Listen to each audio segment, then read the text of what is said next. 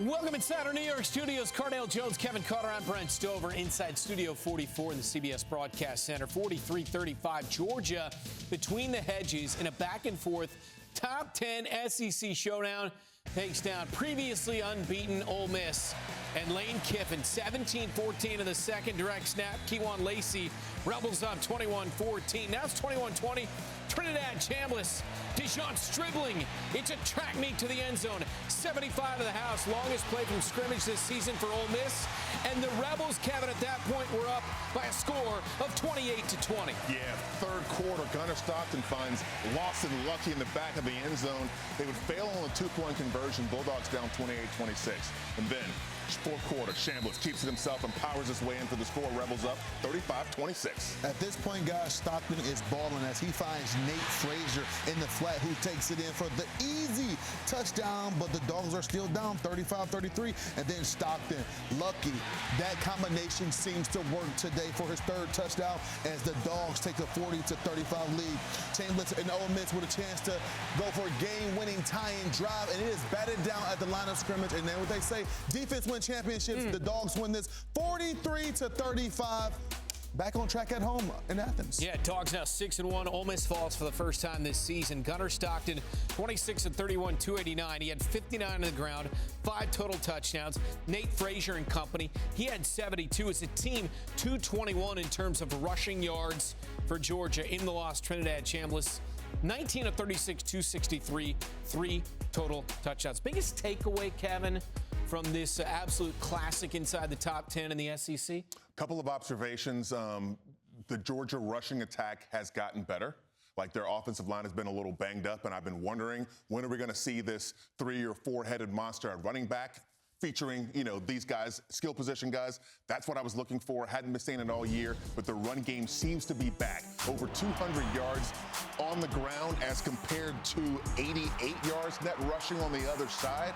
This is about attrition. This is about committing to the run. They ran the ball over 40 times today and came up big in terms of time of possession, especially in the fourth quarter. The fourth quarter, I know the devil's in the details, and you know how I'm about this kind of stuff, okay? But Georgia possessed the football for nearly 13 minutes in the fourth quarter. Gunnar Stockton was 6 of 6 in the fourth quarter.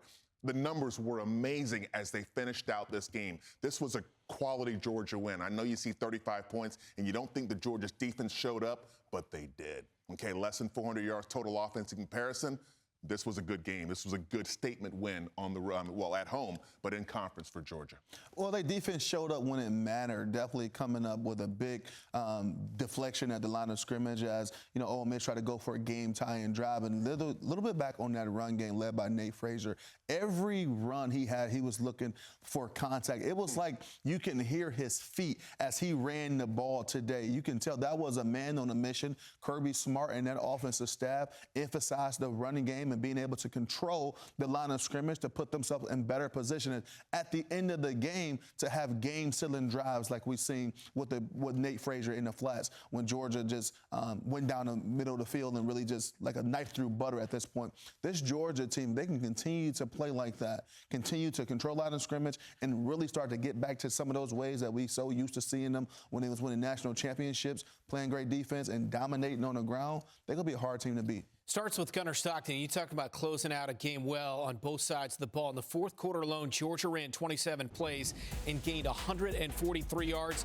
And it was this man, Gunnar Stockton, at the controls, in complete control of this well-oiled machine, Kevin. Yeah, 26 of 31, 289 yards. Look, the thing, his performance today lifted this Georgia team.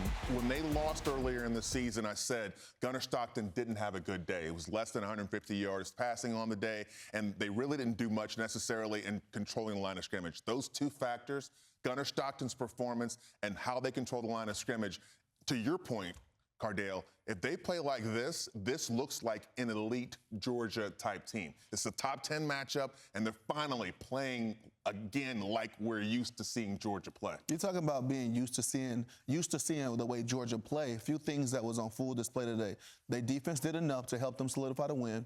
Running game was up there, and that combination quarterback to tight end. Lucky. Stockton to Lucky. 3 touchdowns on the day. That reminds you of Carson Beck and Stetson Bennett back in their days throwing to all-pro tight end at the next level in Brock Bowers. That has been the recipe, the winning recipe for these Georgia teams, and it looks like they're trying to get back to those old ways. Yeah, 8 guys caught a pass. You mentioned the 3 touchdowns for Lawson Lucky. Zachariah Branch, the leading receiver in terms of catches and yardage, 8 receptions for 71. Dylan Bell, a couple. But again, 8 different guys making catches, so spreading the ball around.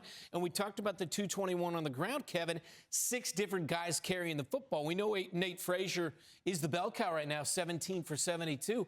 But again, they have a plethora of weapons on this team. And we've got tape of the running game. 221 against Ole Miss, and you were able to pound it, especially down the stretch of that game. You can look at a game like this, a performance by Georgia, and see within their program the ability to evolve and grow during a season. That's what Georgia and Kirby Smart and his coaching staffs brings to the table. There's 3 parts to your program: who you can recruit, who you can bring in and keep and develop, and who you can get in the portal. Well, that middle piece of developing players, putting players out for the Sunday League, has been Kirby's trademark. And we didn't think we would quite see it the same way because of this portal era of football that we're in. But we're seeing guys get better, evolve during the course of the year. The run game is back. They're having to play a lot of offensive linemen because they had some injuries, but they've gotten better. And you're seeing Gunnar Stockton making these throws, spreading the ball around on the offense. Really, really tough team. They're going to be a tough out down the road. Georgia is going to take on Florida in 2 weeks after a bye next week for the Dogs. Let's talk about Trinidad Chambliss on the other side as you take a look at Georgia's remaining schedule. That Florida game in 2 weeks, then at Mississippi State, home against Texas, Charlotte in the non-conference, and then dangerous Georgia Tech in obviously a great rivalry game on the 28th against the number 12 team in the country at this point. So we mentioned Chambliss and the numbers he was able to put up. Only 19 of 36, but still chunk plays, and he showed a lot of moxie in this game, Cardale. He did, man, and unfortunately they came up short. I know I would love to see that last game-winning drive last a little bit longer, but he came out on fire from the very beginning. As you saw that touchdown run right there, that was on the very first drive of their offense possession. But he is a difference maker on this team, and a great part about, I want to say great, but the thing that's going to be throw a curveball in that top 12 ranking when you talk about the college football playoffs is that Miami losing at home. What happens if Miami in the ACC goes to the ACC championship game and maybe split it with Georgia Tech?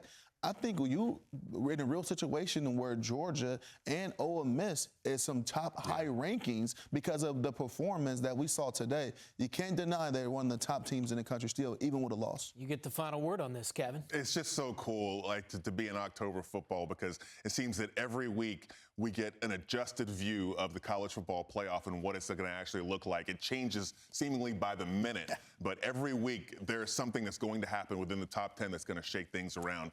Just a great example of that, this top 10 matchup between Ole Miss and Georgia. Next Saturday, it's Ole Miss getting 14th ranked Oklahoma. By the way, Georgia 8-0 now at home against AP top 10 teams under Kirby Smart. And Ole Miss 0-13 all time against a ranked Georgia team in Athens. Cardale, Kevin, I'm Brent. So long for now after Georgia's 8-point win at home over Ole Miss.